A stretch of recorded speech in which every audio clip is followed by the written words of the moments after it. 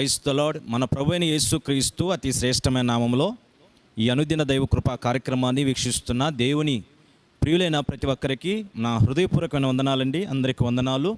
కొద్ది నిమిషాలు దేవుని వాక్యాన్ని మనం ధ్యానం చేసుకుందాం. పరిశుద్ధ లేఖనములో ఎజ్రా గ్రంథంలో 8వ అధ్యాయంలో ఒక చిన్న చరిత్ర రాయబడింది. ఆ విషయాన్ని ఈరోజు మీకు జ్ఞాపకం చేయాలని కోరుకుంటూ ఉన్నాను. అక్కడ రాయబడిన చరిత్ర ఏమిటంటే, ఎజ్రాతో కూడా ఇశ్రాయేల్ ప్రజల్లో పెద్దలు, ఇంకా కొంతమంది ఇశ్రాయేల్ ప్రజలు వీరందరూ కలిసి బబులోను మహాపట్టణము నుండి యెరూషలేము పట్టణమునకు వెళ్ళాలని వారు ఆశపడ్డారు. దేవుని పరిచర్య జరిగించాలని ఆశపడ్డారు. దేవునికి బలులు అర్పించాలని యెరూషలేము పట్టణంలో వారు కోరుకున్నారు. వారందరూ కలిసి మాట్లాడుకుని రాజు దగ్గర సెలవు పొందారు. వారు ఆ బబులోను పట్టణం నుంచి బయలుదేరి యెరూషలేము పట్టణానికి వెళ్ళడానికి సిద్ధపడ్డారు. ఇక్కడ బయలుదేరిన ఈ సమయం నుండి యెరూషలేము పట్టణంలో అడుగుపెట్టేంత వరకు కూడా మన ప్రయాణానికి ఆటంకము కలగకుండా మనం అనుకున్నదంతా చక్కగా చేయగలిగేటట్లు, దేవునికి బలులు అర్పించేటట్లు, ఈ ప్రతి పని ఆశ్చర్యకరంగా జరిగేటట్లుగా మీరందరూ ఉపవాసం ఉండండి అని ఎజ్రాతో ఉన్న వారందరికీ కూడా చెప్పి ఆయన కూడా ఉపవాసం ఉన్నాడు. అందరూ ఉపవాసం ఉండి ప్రభు పాదాల దగ్గర మోకరించి ప్రార్థన చేశారు. ఎజ్రా ఇక్కడ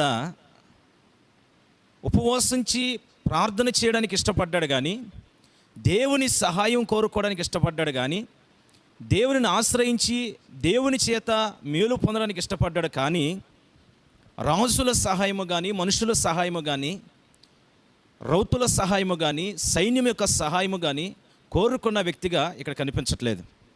ఇది ప్రాంతం నుంచి ఆ ప్రాంతానికి వెళ్ళే మార్గంలో అనేక మంది శత్రువులు ఉన్నారు. వీరిని ఆటంకపరిచే గుంపులు అనేక మంది ఉన్నారు.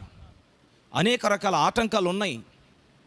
అయితే ఎజ్రా ఈ ఆటంకాలన్నింటిలో రాజు సహాయము కానీ, రౌతుల సహాయము కానీ కోరుకోకుండా దేవుని పాదాల దగ్గరే మోకరించి ఉపవాసం ఉండి ప్రార్థన చేసి దేవుని దగ్గరే తనకు కావలసిన సకల అవసరతలు సహాయం నిమిత్తమై ప్రార్థించాడు.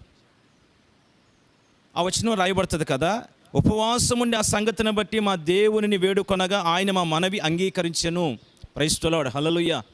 వారు ప్రార్థన చేసినప్పుడు వారు చెప్పిందంతా దేవుడు ఆలకించి వారు క్షేమంగా ప్రయాణం చేసి యెరూషలేములో అడుగుపెట్టి దేవునిని పూజించి దేవునికి అర్పించవలసిన బలులు అర్పించి ఆయన పరిచర్య చేయగలిగినట్లుగా దేవుడే వారి మనవులు అంగీకరించి వారికి క్షేమాన్ని కలుగు చేసినట్లుగా ఈ లేఖనంలో మనం చూస్తాం.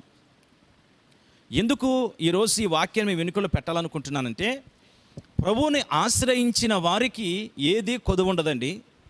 ఆయన్ని ఆశ్రయించిన వారికి ఆయన ఎప్పుడు కూడా మేలు చేసే దేవుడు. ఆయన ఆశ్రయించిన వారికి ఎప్పుడు సహాయకునిగా ఉంటాడు. తప్పకుండా వారు చేసిన మనవి ఆయన అంగీకరిస్తాడు.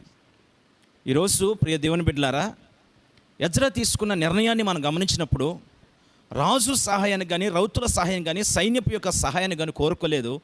దేవుని సహాయాన్ని కోరుకొని ముందుకు అడుగు వేశాడు. ఈరోజు నీవు కూడా దేవుని ఆశ్రయించి దేవుని సహాయాన్ని కోరుకుని నువ్వు చేస్తున్న ప్రతి పనిలో, నీ వెళుతున్న మార్గములో నీ క్షేమం కలిగేటట్లు, ఆశీర్వాదాన్ని కలిగేటట్లు, నీ పనులన్నీ సఫలమయ్యేటట్లు ప్రతిరోజు నువ్వు దేవుని మీద ఆధారపడి ఆయన ఆశ్రయించి ముందుకు అడుగులు వేస్తే దేవుడు తప్పకుండా నీకు కాపుదల ఇస్తాడు. నీ ప్రయాణాన్ని సఫలపరుస్తాడు. చేయాలనుకున్న ప్రతి పని విజయవంతంగా చేయగలిగేటట్లుగా దేవుడు నీకు కృపణిస్తాడు.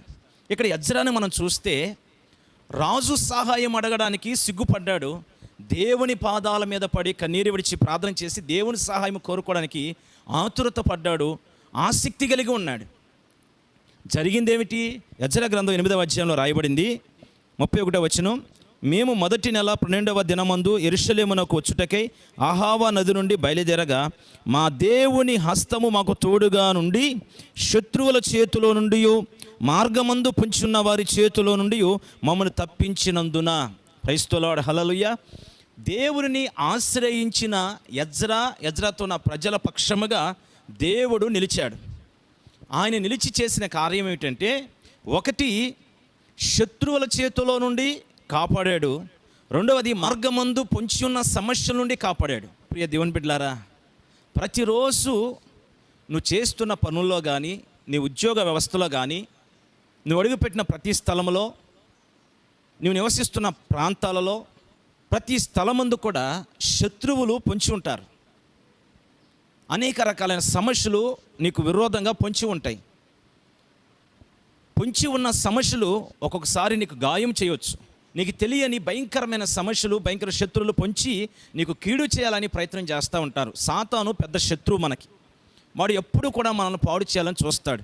అయితే పొంచి ఉన్న సమస్యలలో నువ్వు పడకుండా శత్రువు నుంచి తప్పించబడాలంటే దేవుడే నిన్ను తప్పించాలి. కనుక ప్రియ దేవుని బిడ్డలారా, విన్న వాక్యాన్ని బట్టి ప్రభు వైపు తిరిగి, ప్రభువా, ఎజ్రా వలె నేను కూడా రాజుల వైపు కానీ, రౌతుల వైపు కానీ, సైన్యం వైపు కానీ, మనుషుల బలం వైపు కానీ నేను చూడనయ్యా. నేను నీ పాదాల దగ్గరకు వచ్చి మోకరించి ప్రతి పని విషయంలో నేను ఉపవసిస్తాను, ప్రార్థన చేసుకుంటాను, నీ పాదాల దగ్గర కనపడతా, నీ సహాయం కోరికను ముందుకు అడుగులు వేస్తాను. నన్ను దీవించు, నన్ను ఆశీర్వదించు. పొంచి ఉన్న సమస్యల నుంచి, పొంచి ఉన్న శత్రువు నుంచి నన్ను, నా బిడ్డలు, నా కుటుంబాన్ని కాపాడి నాకు మేలు చేయ ప్రభా అని ప్రభు సన్నిధిలో ప్రార్థన చేసుకుంటే, నా దేవుడు ఈరోజు నీ తీర్మానాన్ని బట్టి రాబోతున్న దినమలన్నిట పొంచి ఉన్న సమస్యల నుంచి నా దేవుడు కాపాడి నిన్ను, నీ కుటుంబాన్ని, బిడ్డలను ఆశీర్వదించి నువ్వు అడుగుపెట్టిన ప్రతి స్థలంలో నీకు శుభము కలిగినట్లుగా నా దేవుడు ఆజ్ఞాపించి ఆశీర్వదించునుగాక. ఆమేన్. కుందాం. ప్రేమగల తండ్రి, ప్రభువా నీకు స్తోత్రం నాయనా. ఈరోజు విన్న వాక్యాన్ని బట్టి పొంచి ఉన్న శత్రువుల నుంచి, పొంచి ఉన్న సమస్యల నుంచి తప్పించే దేవునిగా మాకు తోడై ఉన్నందుకే మనసారా స్తుతిస్తున్నాను. అయ్యా, ఈరోజు విన్న వాక్యాన్ని బట్టి నీ బిడ్డలు ఒక మంచి తీర్మానంతో ప్రార్థన చేసుకుంటూ ఉన్నారు. ఇప్పటి వరకు రాజులను ఆశ్రయించారు, మనుషులను ఆశ్రయించారు. అయ్యా, వెండి బంగారాలను ఆశ్రయించి వాటిని నమ్ముకొని ఈరోజు అనేక రకాలుగా నష్టపోతూ వచ్చారు. నీ సహాయం కొరకు అర్థిస్తూ నీ వైపు చేతులెత్తారు. ప్రభా, రాబోతున్న దినములలో పొంచి ఉన్న అపాయాల నుంచి, మార్గాల్లో పొంచి ఉన్న అపాయాల నుంచి కాపాడండి. వారు పనులు చేస్తున్న ప్రతి స్థలంలో పొంచి ఉన్న అపాయాల నుంచి కాపాడండి. వారి కుటుంబంలో పొంచి ఉన్న అపాయాల నుంచి కాపాడండి. బంధువులు, రక్త సంబంధులు, అలాగే లోకంలో అనేక మంది ప్రజలు అయ్యా బిడ్డలు కీడు చేయాలని పొంచి ఉండగా అపాయాల నుంచి కాపాడమని ప్రార్థన చేస్తున్నాను. నీ బిడ్డలు ఎక్కడ నిలిచినా నీ బిడ్డలకు విరోధంగా ఆయుధము లేవనెత్తబడకూడదు. ప్రతి సమస్యను అణిచివేయండి ప్రభా. ప్రతికూల వాతావరణాలు కూడా అనుకూలంగా మార్చమని ప్రార్థన చేస్తున్నాను. నీ బిడ్డల పనులన్నీ యేసు నామములో సఫలం చేయండి. నీ బిడ్డలకు క్షేమము కలుగునగాక, నీ బిడ్డలకు శుభ ప్రయాణము కలుగునగాక.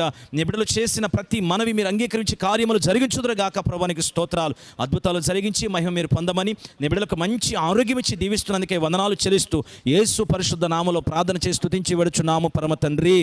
ఆమేన్.